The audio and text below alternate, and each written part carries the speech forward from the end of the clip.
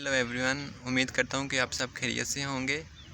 मैं DVM final year का student हूँ और अब इस वक्त मैं नेवले की प्रिपरेशन कर रहा हूँ, तो उसके लिए काफ़ी पढ़ना पड़ता है।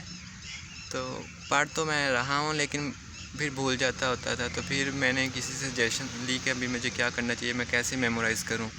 तो फिर उन्होंने ये कहा कि आप ऐसा करें कि खुद से ही किसी को पढ़ाना शुरू कर दे, तो इस तरह जो चीज़ें होंगी वो आपको मेमोराइज़ हो जाएंगी और जहन में बैठ जाएंगी।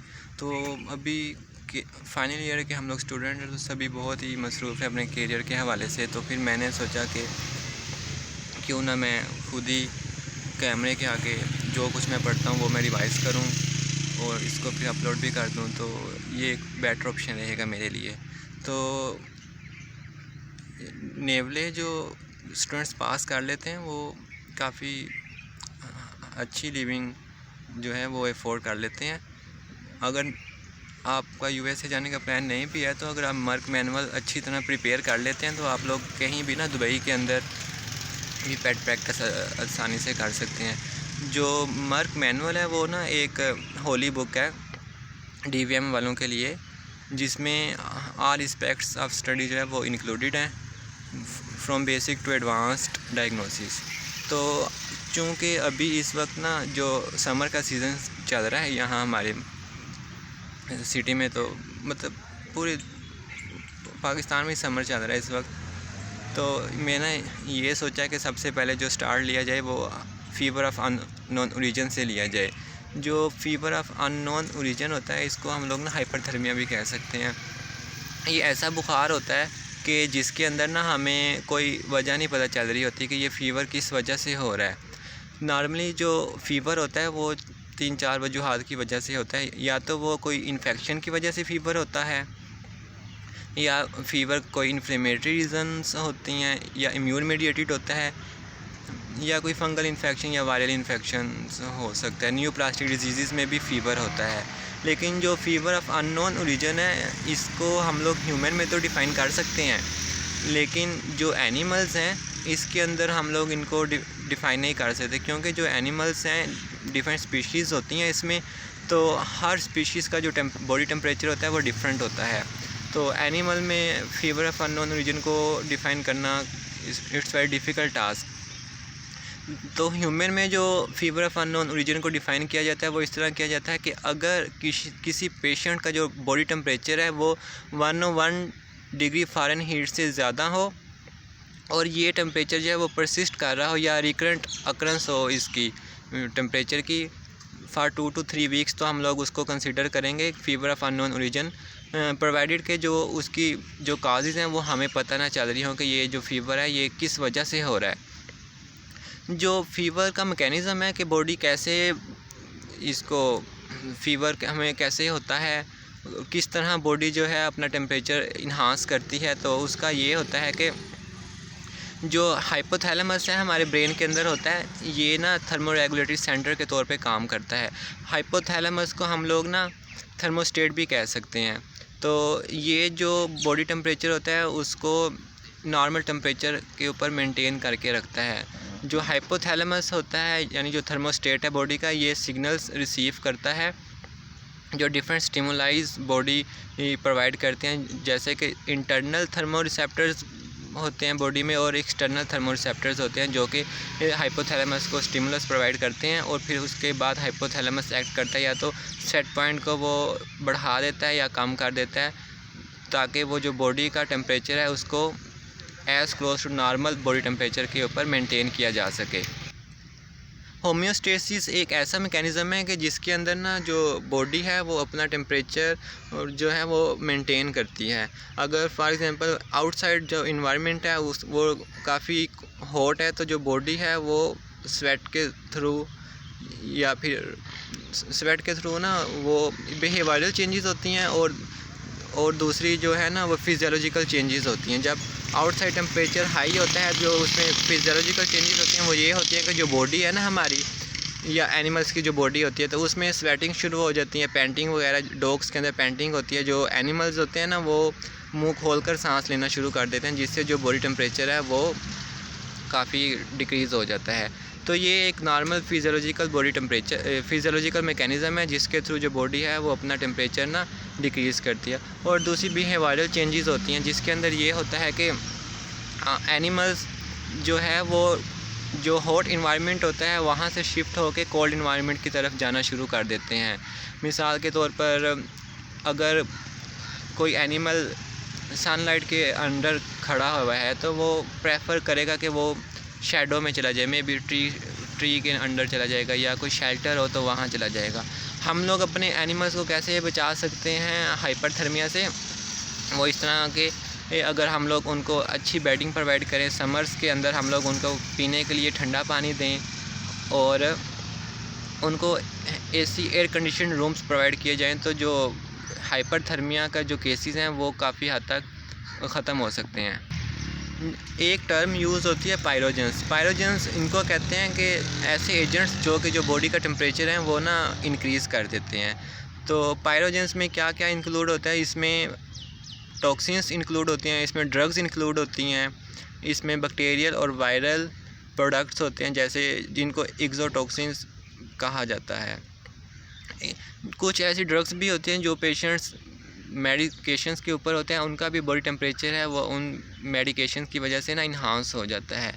तो ये जो पायरोजेंस होते हैं ये बॉडी के इन्फ्लेमेटरी जो सेल्स होते हैं उनको प्रोवोक करते हैं और उनके रिज़ल्ट में जो बॉडी के अंदर ना साइटोकाइंस की प्रोडक्शन स्टार्ट हो जाती है। ये जो साइटोकाइंस होती हैं ये ना लोकली प्रोस्टाग्लैंडिन E2 को ना प्रोडक्शन स्टार्ट करवा देते हैं। जो प्रोस्टाग्लैंडिन्स हैं ये रिस्पॉन्सिबल है, जो हाइपोथैलेमस है, जो थर्मोस्टेट है, जो उसका सेट पॉइंट होता है ना नॉर्मल, उसको उस वेरिएशन उसमें चेंज कर देते हैं, उसमें वेरिएशंस लाते हैं जिससे जो सेट पॉइंट होता है वो चेंज हो जाता है और जो बॉडी का टेम्परेचर होता है वो इन्हांस हो जाता है। अगर हमारे पास कोई पेशेंट क्लिनिक के ऊपर आता है तो सबसे पहले जो हमारी अप्रोच होनी चाहिए उसको डायग्नोस करने के लिए वो सिस्टमेटिक अप्रोच होनी चाहिए। हम फीवर ऑफ अननोन ओरिजिन को सिस्टमेटिक अप्रोच के ज़रिए ही डायग्नोस कर सकते हैं। जो फर्स्ट स्टेप होगा हमारा वो ये होगा, जो पेशेंट का ओनर है उससे हमने हिस्ट्री लेनी है, कंप्लीट हमने हिस्ट्री लेनी है ताकि हम लोग एक स्पेसिफ़िक डायग्नोसिस की तरफ मूव कर सकें। तो हिस्ट्री के बाद जो सेकंड स्टेप आता है हमारा वो होता है फ़िज़िकल एग्ज़ामिनेशन। हमने हेड टू टो तक जो पेशेंट है उसको अच्छी तरह एग्ज़ामिन करना है और हमने कोशिश करनी है कि हम लोग कोई डिज़ीज़ फाइंड कर सकें। फॉर एग्ज़ाम्पल अगर हमें कोई सिम्टम्स नहीं मिलते तो उसके बाद फिर हमें लेबॉरेटरी डायग्नोसिस की तरफ जाना होगा। नॉर्मली ऐसा होता है कि जो फ़ीवर होता है ना वो स्पॉन्टेनियसली ख़त्म हो जाता है, या फिर अगर हम लोग एंटीबायोटिक थेरेपी करते हैं तो अगर किसी पायरोजेंस की वजह से फ़ीवर है तो वो ख़त्म हो जाता है। अगर ट्रीटमेंट के बावजूद भी फ़ीवर ख़त्म नहीं हो रहा तो हम लोग ये एक्सपेक्ट कर सकते हैं कि ये जो फ़ीवर है ये अननोन ओरिजिन का फ़ीवर है। तो उसके लिए जो अगर हम लोग लेबॉरेटरी डायग्नोस्टिक की तरफ जाएंगे तो उसमें ना 3 स्टेप्स होते हैं। जो फर्स्ट स्टेप होगा हमारा उसमें तो फ़िज़िकल एग्ज़ामिनेशंस ही होंगी। हम लोग फ़िज़िकल एग्ज़ामिनेशन में पेशेंट को अच्छी तरह चेक करेंगे, उससे फ़िज़िकल एग्ज़ामिनेशन से पहले हम लोग उसकी हिस्ट्री भी लेंगे और इसके अलावा हम लोग उसका यूरिन एनालिसिस कर सकते हैं, उस CBC रिपोर्ट्स उसकी चेक कर सकते हैं और उसके अलावा कोई रेडियोग्राफ हम उसका ले सकते हैं, अल्ट्रासोनोग्राफी कर सकते हैं जिससे हमें कुछ जो क्लूज़ मिल सकें ताकि हम लोग ना डिफ्रेंशिएट कर सकें किसी डिज़ीज़ को और फीवर ऑफ अननोन ओरिजिन को। If we can't find the reasons behind the fever तो हम लोग जो लेबॉरेटरी डायग्नोसिस में जो सेकंड स्टेज है हम लोग उसकी तरफ मूव करेंगे।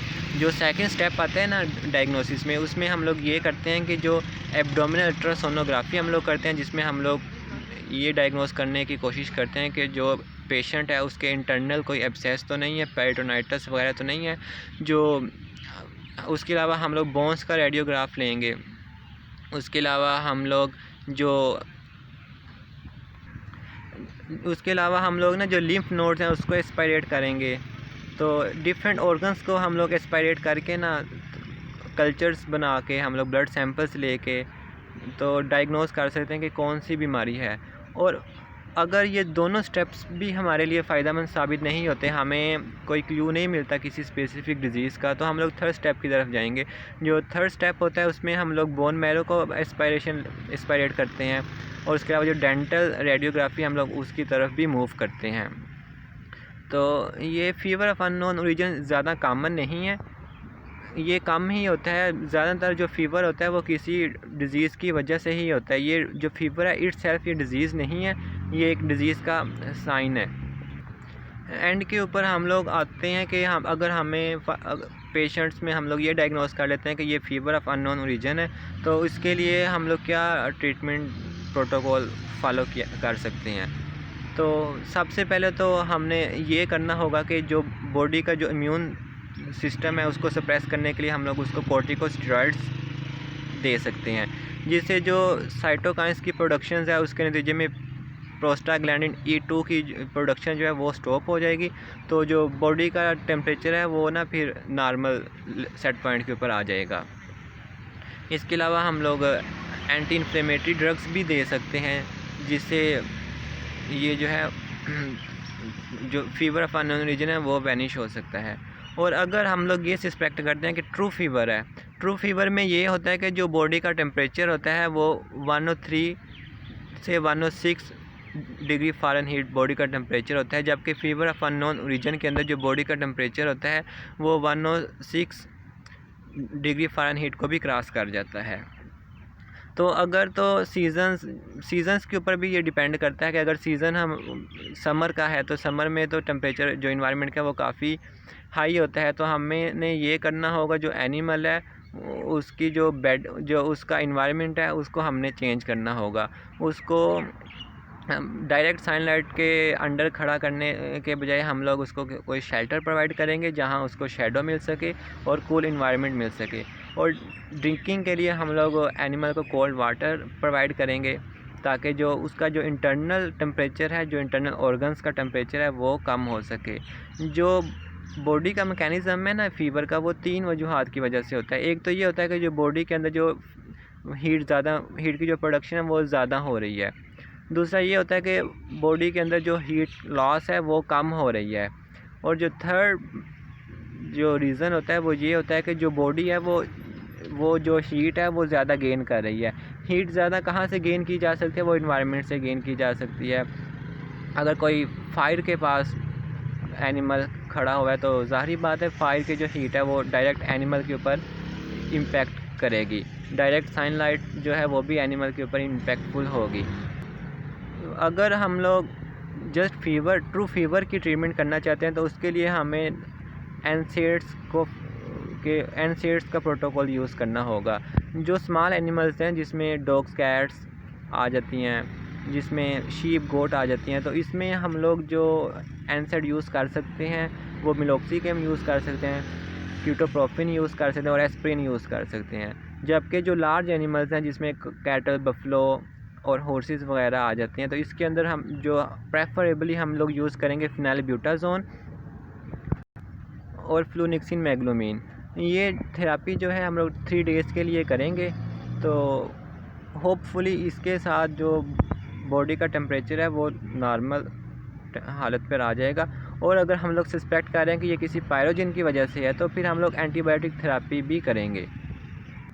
उम्मीद करता हूँ कि आप सबको जो मेरी डिस्कशन है वो पसंद आई होगी, और अगर पसंद आए तो प्लीज़ मेरा चैनल ज़रूर लाइक कीजिएगा, सब्सक्राइब कीजिएगा और आगे अपने फ्रेंड्स के साथ शेयर कीजिएगा।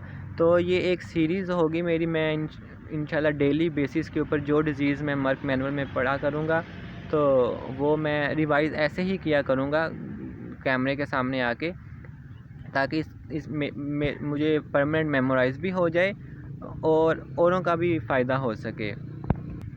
जो मेरी ख़ुद की इंटरेस्ट है PhD के लिए वो तो इम्यूनोलॉजी से रिलेटेड है और वैक्सीन डेवलपमेंट से रिलेटेड है। ये प्रिवेंटिव मेडिसिन के अंदर आती हैं।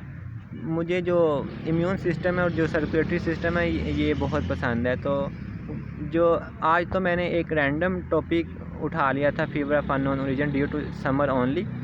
तो नेक्स्ट टाइम जो मेरी वीडियोस आया करेंगी वो एक सिस्टमेटिक वे में आया करेंगे। तो जो सबसे पहले मैं स्टार्ट लेना चाह रहा हूँ वो सर्कुलेटरी सिस्टम से लेना चाह रहा हूँ। तो इंशाल्लाह डेली बेसिस के ऊपर मैं एक टॉपिक डिस्कस किया करूँगा और उनको यूट्यूब के ऊपर अपलोड भी किया करूँगा।